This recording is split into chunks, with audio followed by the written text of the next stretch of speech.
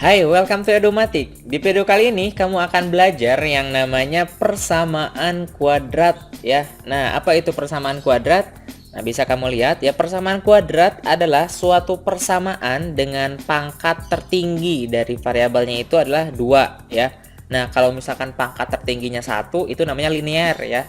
Nah, bentuk umumnya bisa kamu lihat seperti ini ya, ada ax kuadrat ditambah bx ditambah c sama dengan 0. Nah, ini adalah bentuk umum. Nah, tetap ya ada syarat A-nya tidak boleh sama dengan 0. Nah, sama kayak persamaan linear gitu ya. Kenapa memangnya kalau misalkan A sama dengan 0? Ya, kalau A sama dengan 0, ya bukan kuadrat lagi ya. Coba aja kamu masukin ke sini ya. Kita coba nih masukin A-nya 0. 0 kali X kuadrat kan ditambah BX ditambah C sama dengan 0. Ini kan jadi 0 kan ya? Sehingga sisanya apa? Sisanya tinggal BX ditambah C sama dengan 0.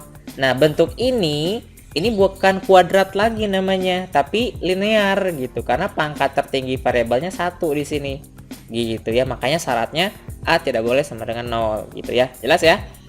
Contohnya misalkan kayak gimana? Ya, kita contohnya lihat ke bentuk umum aja gitu. Contohnya misalkan berapa ya? X kuadrat lah ya. X kuadrat dikurangi 5x ditambah 6.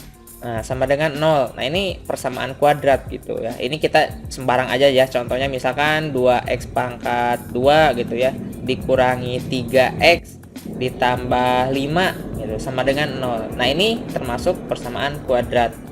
Nah, terus kalau misalkan ada yang kayak gini gimana nih? Misalkan 2x ya ditambah x kuadrat dikurangi 5 sama dengan 0. Nah, ini persamaan kuadrat bukan?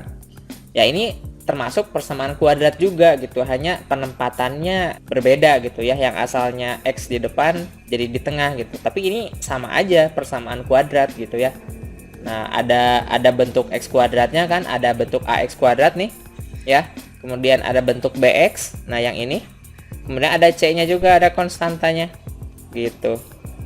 Jadi ini memenuhi bentuk umum gitu, jadi ini termasuk persamaan kuadrat.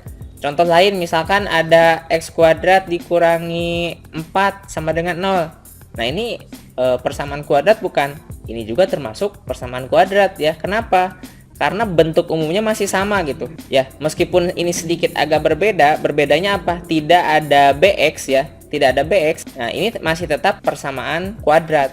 Kalau misalkan tidak ada, artinya nilai B-nya itu 0 gitu. 0 dikali apa? 0 dikali X ya 0.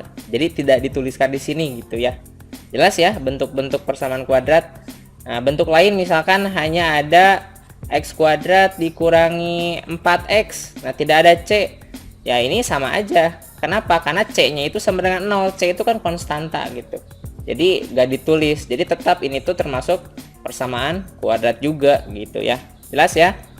Pokoknya kamu lihat ke definisi aja. Definisinya kan cuman pangkat tertinggi variabel adalah 2. Nah, berarti kalau misalkan ada bentuk yang aneh-aneh, kamu lihat aja definisinya sesuai nggak dengan definisi. Kalau misalkan sesuai, ya berarti itu masih termasuk persamaan kuadrat gitu ya.